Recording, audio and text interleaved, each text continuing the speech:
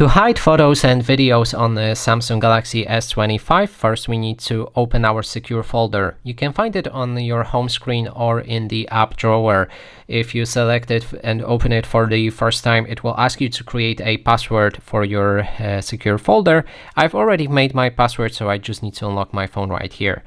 Now, when we have our secure folder, we want to click on the three dots next to it right there, select add files, and then choose a category. We're gonna go with images. Then we can select whichever image we want to hide. In this case, I'm gonna choose those two photos and then click on done.